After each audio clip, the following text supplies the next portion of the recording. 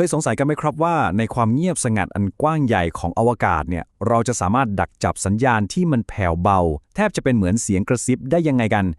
ในการวิเคราะห์นี้เราจะมาไขความลับเบื้องหลังเทคโนโลยีที่ทำให้เราได้ยินสัญญาณที่อ่อนที่สุดจากห้วงอวกาศกันครับเอาละครับงั้นเรามาเริ่มกันที่คำถามนี้เลยดีกว่าเป็นคำถามที่ดูเหมือนจะง่ายนะครับแต่เชื่อเลยครับว่าคำตอบของมันเนี่ยจะเปลี่ยนความเข้าใจเดิมๆของเราไปโดยสิ้นเชิงเลยแหละครับคือต้องบอกว่าเป็นเวลาหลายทศวรรษเลยนะครับที่ความเชื่อหลักๆในวงการวิทยุเนี่ยคือการเน้นไปที่อัตราขยายหรือว่าเกณฑ์ของสายอากาศเป็นหลักเลยพูดง่ายๆก็คือคิดกันว่า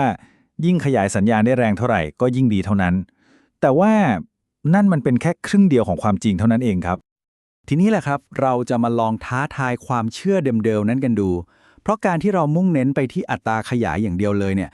บางทีมันอาจจะนำไปสู่การออกแบบระบบที่เอ่อต้องบอกว่าด้อยประสิทธิภาพกว่าที่ควรจะเป็นอย่างไม่น่าเชื่อเลยครับและนี่ก็คือพระเอกของเรื่องราวในวันนี้ครับ G/T หรือ G/T ซึ่งเป็นมาตรวัดประสิทธิภาพที่แท้จริงที่จะเปลี่ยนมุมมองของเราจากการเน้นที่ความแรงของสัญญาณไปสู่ความชัดเจนของสัญญาณแทนครับโอ้โหภาพนี้เปรียบเทียบได้ยอดเยี่ยมมากเลยนะครับลองนึกภาพตามนะครับอัตราขยายหรือเกณฑ์ที่สูงเนี่ยมันก็เหมือนกล้องโทรทัศน์ที่มีกำลังขยายสูงมากๆแต่ถ้าท้องฟ้ามันเต็มไปด้วยหมอกหรือที่ในทางวิทยุเราเรียกว่าสัญญาณรบกวนกล้องนั่นมันก็ไร้ประโยชน์ถูกไหมครับ G/T ก็คือมาตรวัดที่คำนึงถึงทั้งกำลังขยายและความแจ่มใสของท้องฟ้าไปพร้อมๆกันเลยเอาละครับมาเจาะลึกกันอีกนิด G/T ก็คืออัตราส่วนระหว่าง G หรือเกณฑ์ของสายอากาศต่อ T หรืออุณหภูมิสัญญาณรบกวนของระบบครับพูดง่ายๆกว่านั้นอีกก็คือมันเป็นตัววัดว่าระบบของเราเนี่ยได้ยินสัญญาณท่ามกลางเสียงซ่าๆเสียงรบกวนได้ดีแค่ไหนไม่ใช่แค่ว่ามันขยายสัญญาณได้ดังเท่าไหร่และนี่แหละครับคือการเปลี่ยนวิธีคิดครั้งใหญ่เลยจากที่เมื่อก่อนเราจะถามกันว่าเกณฑ์เท่าไหร่ตอนนี้เราต้องเปลี่ยนคำถามใหม่เป็น G/T เท่าไหร่นี่คือหัวใจสำคัญของการสื่อสารด้วยสัญญาณอ่อนเลยครับพอเราเข้าใจแล้วว่า GT มันสำคัญยังไงทีนี้ก็ถึงเวลาทำความรู้จักกับ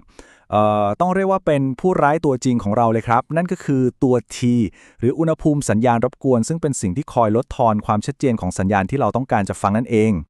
เจ้าสัญญาณรบกวนเนี่ยมันไม่ได้มาจากที่เดียวนะครับแต่เป็นผลรวมของ2แหล่งกำเนิดหลักๆเลยคือ1สัญญาณรบกวนที่สายอากาศมันรับมาจากสภาพแวดล้อมรอบๆตัวและ2ก็คือสัญญาณรบกวนที่ตัวอุปกรณ์ของเราเนี่ยสร้างขึ้นมาเองครับในสภาวะในอุดมคติเลยนะครับเมื่อเราหันสายอากาศชี้ขึ้นไปบนฟ้าไปยังพื้นที่ว่างเปล่าในอวกาศหรือที่เขาเรียกว่าโคสกายเราจะเจอกับสภาพแวดล้อมที่เงียบมากๆมีอุณหภูมิสัญญาณรบกวนแค่ประมาณ4เคลวินเท่านั้นเองครับนี่คือเป้าหมายที่เราอยากได้เลยแต่ในทางกลับกันเลยครับพื้นโลกที่ร้อนๆของเรานี่แหละคือแหล่งกำเนิดสัญญาณรบกวนขนาดมหึมาเลยอุณหภูมิของมันอยู่ที่ประมาณ290เคลวิน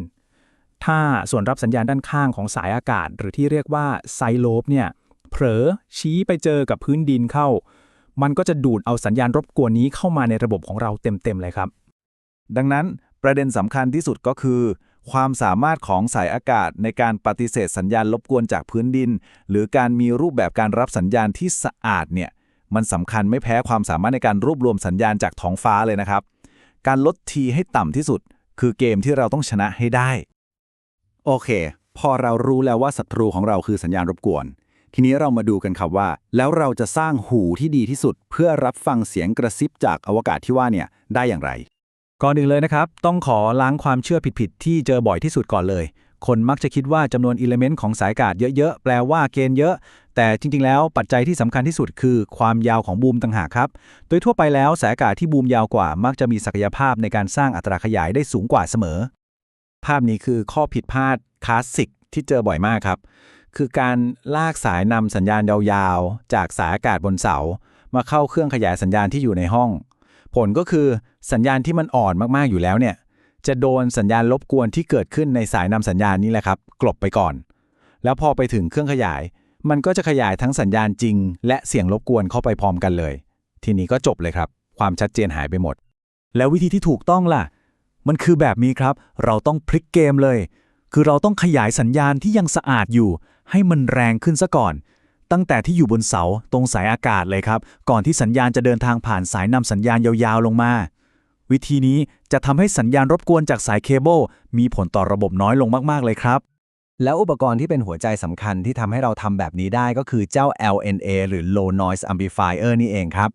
มันคือ preamp ที่ออกแบบมาเป็นพิเศษเลยนะครับ เพื่อขยายสัญญาณโดยสร้างเสียงรบกวนของตัวเองให้น้อยที่สุดเท่าที่จะเป็นไปได้ นี่คือหัวใจของการออกแบบสถานีสัญญาณอ่อนเลยครับ พอเราเข้าใจหลักการและเทคนิคทั้งหมดแล้ว ทีนี้เรามาดูกันดีกว่าครับว่า GRT เนี่ยมันสำคัญแค่ไหนในการใช้งานจริงที่มันท้าทายแบบสุดๆไปเลย ลองนึกถึงอะไรที่มันสุดขั้วอย่าง EME นะครับ คือการสื่อสารโดยการยิงคลื่นวิทยุไปสะท้อนพื้นผิวดวงจันทร์กลับมายังโลก สัญญาณที่สะท้อนกลับมาเนี่ยมันอ่อนมากๆจนจมอยู่ใต้ระดับสัญญาณรบกวนเลยครับ หรืออย่างการติดต่อกับดาวเทียมเล็กๆที่ส่งด้วยกำลังส่งแค่ไม่กี่วัน การมีค่า G/T ที่ดีที่สุดจึงไม่ใช่แค่ทางเลือกนะครับ แต่มันคือหนทางเดียวที่จะทำให้การติดต่อสื่อสารสำเร็จได้ ในโลกของ EME เนี่ยนะครับ การที่เราปรับปรุงค่า G/T ของระบบให้ดีขึ้นได้แค่1เดซิเบลแค่1 dB นะครับ มันอาจจะหมายถึงความแตกต่างระหว่างการไม่ได้ยินอะไรเลย กับการติดต่อที่ประสบความสำเร็จได้เลยทีเดียว มันละเอียดอ่อนและสำคัญขนาดนั้นเลยครับ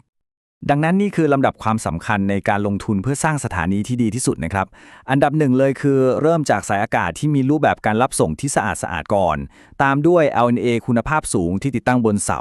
จากนั้นคือสายนำสัญญาณที่สูญเสียต่ำและสุดท้ายจึงเป็นตัวเครื่องรับวิทยุครับ การลงทุนผิดลำดับเนี่ยจะทำให้ได้ผลลัพธ์ที่ไม่คุ้มค่าเลย